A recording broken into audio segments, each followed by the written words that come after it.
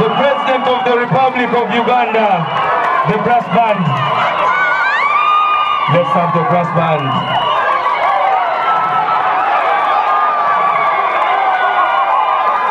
Mr. President, the generational vision bearer.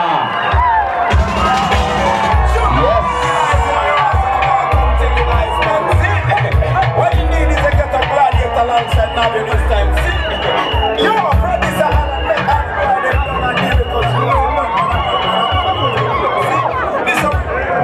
okay. NUP everywhere. Kunga Uganda, kunga. Chagulanyi kunga. Kunga President Chagulanyi kunga. Kunga NUP kunga. Kunga 2026 kunga. Sama State House Muleri. Akalulu kaya.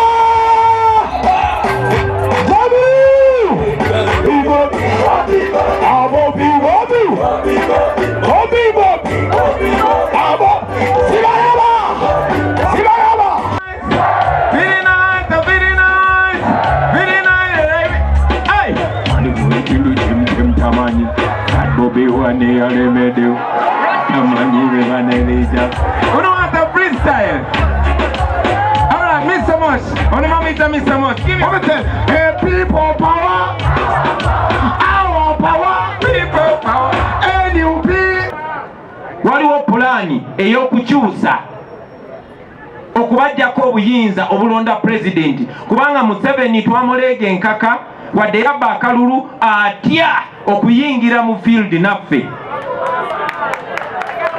N'olw'ensonga eyo ayagala bagala kukyusa constitution okukyusa nti parliament ereeronda pulezidenti.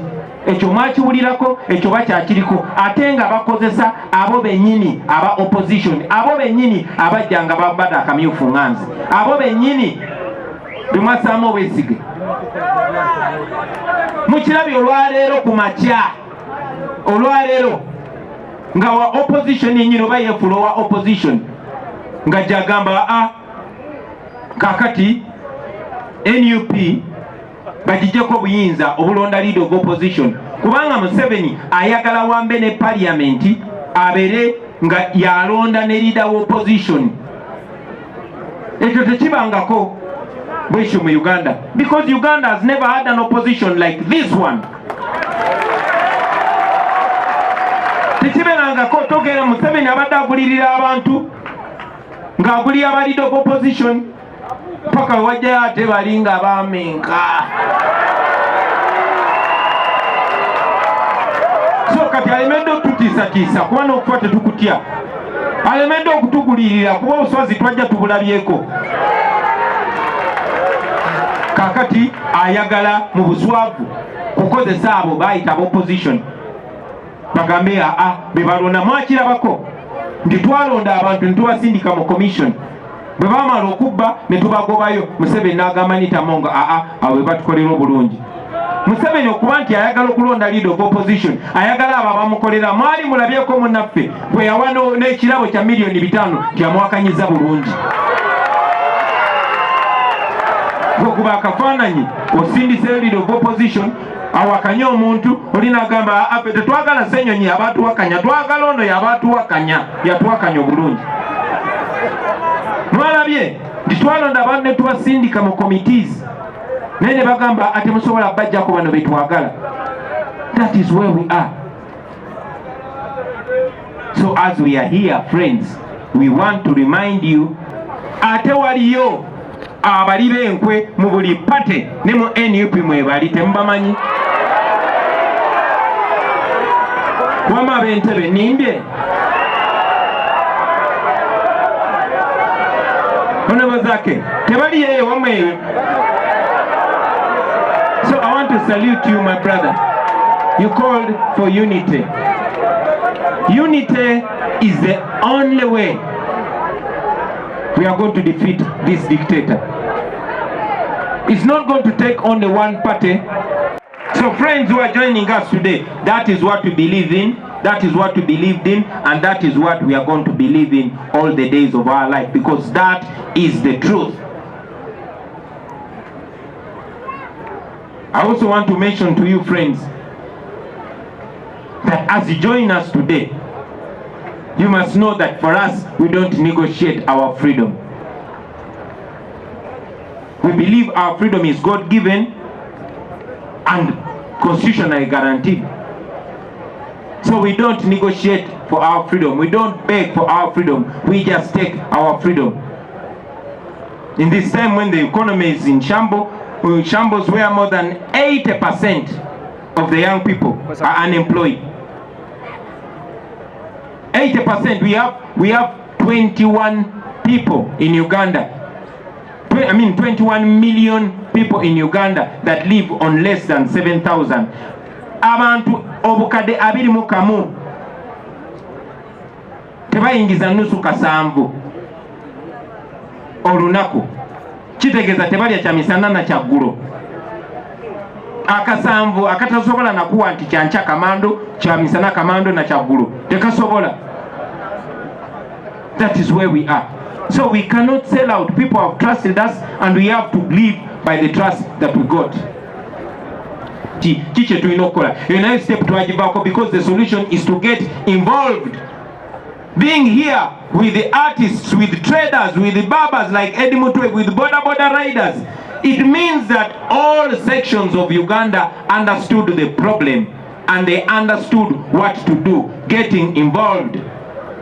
Gwe artist okozesa omuziki gwo talanta yo, gwe omwogezi okozesa ebigambo byo, gwe omukatalo tukirira abantu, tumekinge sure nti ffenna tumanye ekizibu. Okulwanyisa sirimu twasooka kumanya nti sirimu si ddogo, twasooka kumanya nti sirimu akwata bwati. Bwe twamanya ne twebuza ku basawo nti okola otya, nti okola bwoti, omwewala oba oyambala akapiira oba oba mwesigwa eri munno n'ebirala. Eyo step nayo twagivaako. The next step we have to do malira na kutereza gwanga lyaffe lifuuke ekyo kye twegomba ate nga tugenda kituukako amazima ga Katonda mu.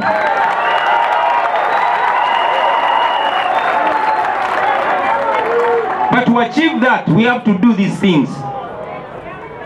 Number one, we have to identify the problem. Second, we have to suggest solutions. Bino si bya kunoonya bifo. Naye ate era ku mulundi gwe gumu era mba encouraginga kubanga twetaaga abakulembeze. Munajjukira nti bannaffe bangi nnyo mu muliro ogwa 2021 baatwegattako nga bo banoonya bifo. Era mwabalaba baatwegattako naye lwamala balonda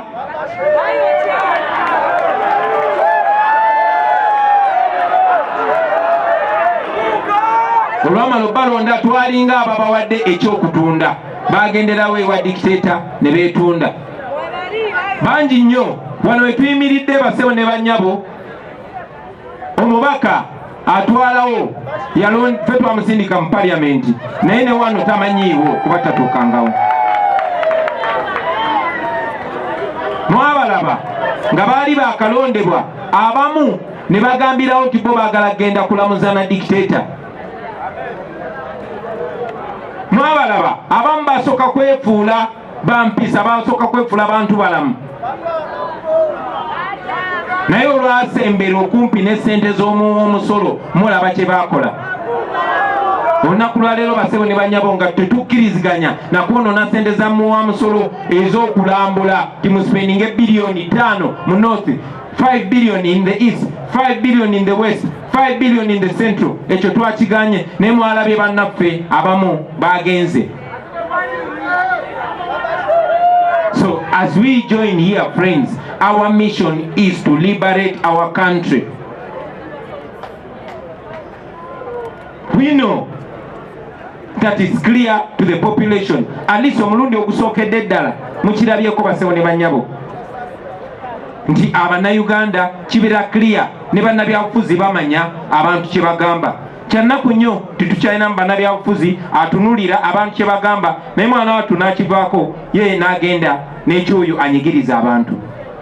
I want to encourage you not to be like that, ladies and gentlemen. Tosegamba nti abaka abatajje mu lutuula luno temubalonda. ekyo ng'akyogera ng'ani bannange. Ekyokubiri, olunaku lw'eggulo mbaka munnaffe Ssekikubo ng'abuuza motion gye tubaddeko ey'okugoba ababbi mu parliament n'ensonga ez'enjawulo etuuseewa. Sipiika n'amugamba agamanyanga go ebyo byonna mujja bikolera eri e Kampala, wano tuli ggulu ku nsonga z'eggulu. Ate olwaleero ku makya ngenza okulaba nga alina amanyanga agamu gayingizaawo ng'ayita mu bannaffe abamu. Ati kati tuleeta ekiteeso leader of opposition, chief opposition whip naki ffenna tulina okubalonda, kubanga abo be batulondera bajja wano ne balemera ku nsonga ne batusumbuwa, basaba accountability, balwanyisa enguzi balemedde ku nsonga ezimu ne balowooza nti kinaabataasa. Tekijja kubataasa kubanga tetugenda kusirika, tujja sigala nga twogera ku nsonga eziruma bannansi bwe buvunaanyizibwa bwaffe. Ate n'ekirala baleme kulowooza nti tugenda kubeera mu opposition lubeerera. Muyinza okuyisa etteeka nga mulowooza mwagala kulinnya Ssenyonyi Kagere, enkya tuyingire gavumenti nga mwe muli mu opposition. So bannaffe balina okwegendereza ensonga zino ze baliko, naye ffe nga ffe tetugenda kulemerako. Tetugenda kussa mukono, tugenda kulemerako. Speaker Parliament yagambye nti ffe abataagenze eggulu abantu b'omu mambuka tetubaagala. Nengamba yiyi Madam Speaker, gwe ne banno mwabba amabaati ag'abantu b'omu mambuka e Karamojja. Kati ogamba otya nti abantu abo baagala nnyo nga wabba ebyabwe? Okwo kuba kuwuddiisa bannansi. Infatti abantu b'omu mambuka baligambye nti naye bw'oba otwagala nnyo amabaati gaffe ge wabba n'otwala ewuwo, abamu bagabba ne bagatwala mu maka gaabwe.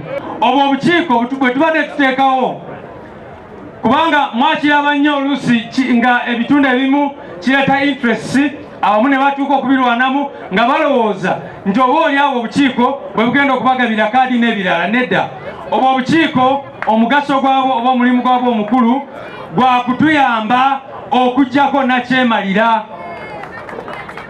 era mulekerawo okubukozesa nga campaign tool, wabula obukiiko mu bulabe nga twagala kutuuka ku kyalo, twagala kuviira ddala ku national level, tubeere n'obukiiko up to the village level all across the country. Obwo obukiiko bwa mobilization. Ndowooza nti ku mukolo guno emphasizing so that when we go into other places of all across the country, people do not think that those committees are the ones going to be selecting candidates and all that.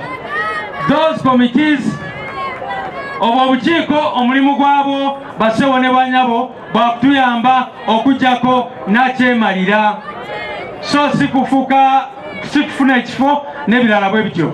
Obwo obukiiko n'olwekyo temubumisuzinga, mukwatagane bulungi. Tugenda ku issuinga guidelines empya tulabe nga obukiiko bwaffe gye buli eyo mu bitundu byonna eby'eggwanga.